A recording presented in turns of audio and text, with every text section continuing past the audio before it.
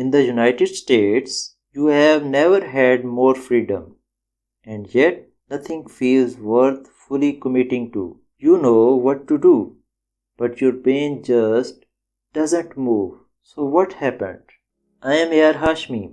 I have spent years researching how our brains trick us, and one of the strangest parts I have seen is this.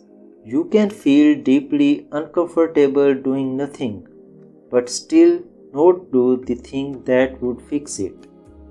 The moment everything feels optional, your brain stops committing to anything. By the end of this video, you will understand why your brain slowly disconnects from purpose, why modern American life makes this worse without you noticing, and why the problem isn't laziness. It is that your brain no longer believes anything is truly worth it. You are sitting here, scrolling, delaying, avoiding, but in the background there's pressure, a quiet thought, I should be doing something real. That tension builds not panic, not urgency, just a low constant discomfort. Here's what's happening. Your brain is designed to create a sense of direction because without direction, your brain loses stability. So it starts searching for something that feels meaningful. And sometimes even extreme or irrational actions feel powerful because they signal one thing: commitment. There's something strange. You can't commit to small habits, but you admire people who go all in, even destructively. Why? Because your brain doesn't actually measure logic, it measures certainty. Certainty feels like safety to your brain, even if it leads to failure. This is where that penguin walking away idea hits. It's not about survival, it's about direction. And your brain would rather move towards something that sits in endless certainty. Now place the brain inside modern US life.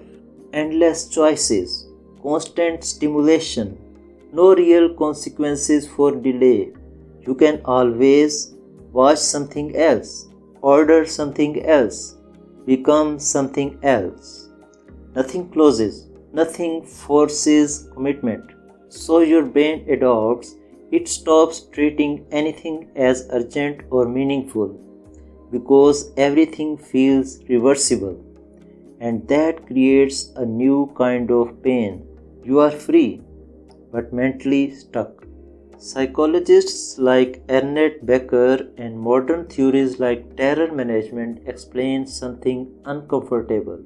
Your brain creates meaning to protect you from the awareness of death, not in a dramatic way, but in a quiet background sense. I exist, but not forever. That thought is stabilizing. So your brain builds goals, identity, purpose, not because they are proven to be real, but because they keep you functioning. In older environments, meaning came from survival. You had to act. Now, you can survive without meaning, and that weakens the system. So your brain starts questioning everything. Does this even matter? Why am I doing this?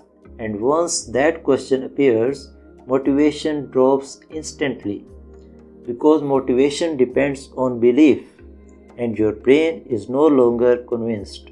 If you have ever felt this, where nothing feels urgent or real, just noticing it clearly already changes how your brain processes it.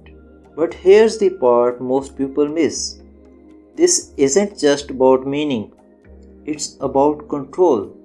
You try to focus, but your attention drifts. You try to act, but you delay. And slowly, a second layer of discomfort appears. I can't even control myself. That's not a personality flaw. It's your brain protecting energy. The amygdala pushes you toward comfort. The prefrontal cortex tries to plan long term, but in modern life, the comfort signals are constant, so the system tilts. Short term relief wins over long term direction.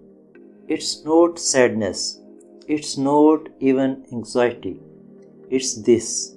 The feeling that nothing is worth full effort anymore, that's the pain. Because your brain is built to commit, but stuck in an environment where commitment feels unnecessary.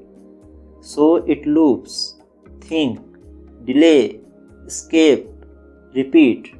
So where does this leave you? You are not broken. You are not lazy.